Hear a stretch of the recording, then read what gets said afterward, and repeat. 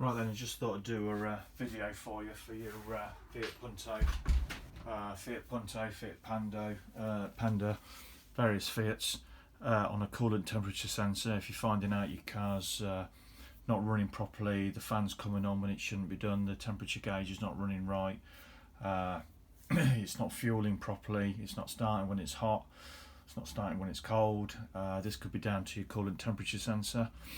And one of the ways to test it is by testing the resistance of it and how it reacts to different temperatures in water. So what you need first, you need to find specifications. Get yourself a Fiat Punto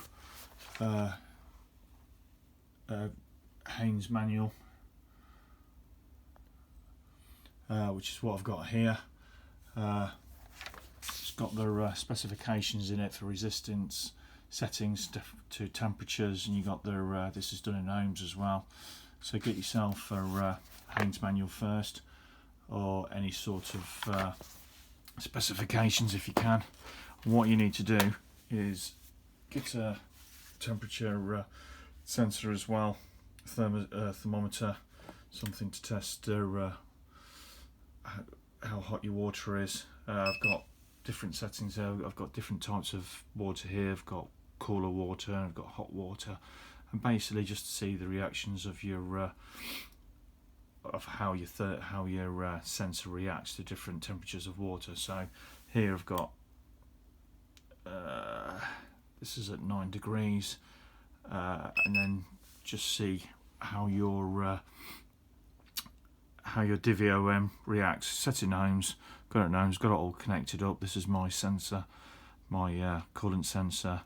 It's a 2-pin sensor, so just set up your DVOM with 2 leads, set it to ohms, one pin and one to the other, put it into the water, and just see there how it reacts. Got cooler water, put it into hot water, and watch it change. And this is how your engine reacts to it. This is how it fuels it. This is how this sends a signal back to your computer, and it tells the computer how much fuel, whether to put the fan on,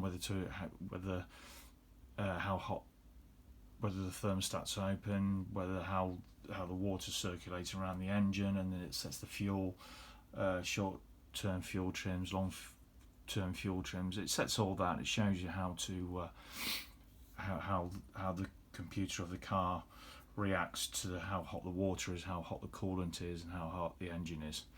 So basically it's a very simple test. Obviously you need one of these. You need your Haynes manual. It's got it from 0 degrees right up to 100 degrees, and basically how hot. So basically you see how hot the water is, which is this is at 45 degrees now, and just set it up to see what it is.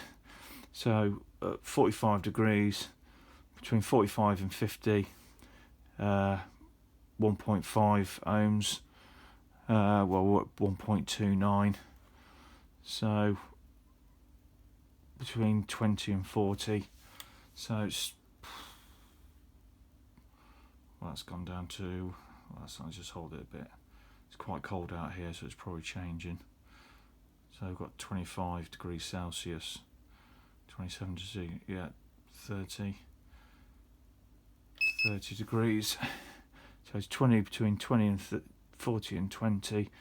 So anything above 1.15 ohms and what 1.21 ohms. So this shows that the sensor is working properly. I mean, you try it with different various temperatures of water, and it'll tell you whether it's working properly. Find out what degrees that the thermostat opens, what degrees the fan should come on, and this, and the sensor is how that works really. It dictates anything to do with the fuel in the car, anything to do with coolant. This sensor will pretty much dictate. You'll find this on the back of the engine, on the attached to the back of the cylinder head in the Fiat Punto. You'll find it's attached also to the air intake as well, which is this bit here. So it's right at the back, has a pipe going into it, So I don't know if you can see there. There's the sensor itself, right there. It's a 2-pin connector. Just take these out. Have a look inside. 2-pin connector. So just attach your two. I've got 2 crocodile clips here. Just attach them to it and then set it to ohms, and that'll show you whether it's actually working properly or not. So basically, you need your specifications. That's what you need to make sure, which is right there. I don't know if you can see that.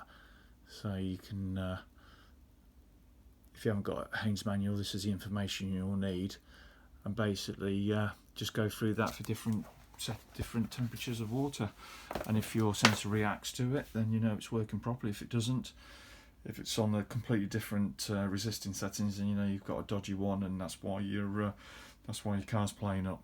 So it's a very simple test. Works for all these sort of things. Sender units or different coolant sensors for different cars, but obviously you need specifications. Hopefully this will help you. It's a good test to do. It's very good for the DIYer, and it's important that you do this first before changing out your sensor, because it might be nothing to do with your sensor. It could be something to do with something else. So hopefully this helps you. If you like it, subscribe, give me the thumbs up. If not, tell me why you didn't like it, and tell me why, and perhaps I can learn from you. Hopefully this helps you. Thanks for watching.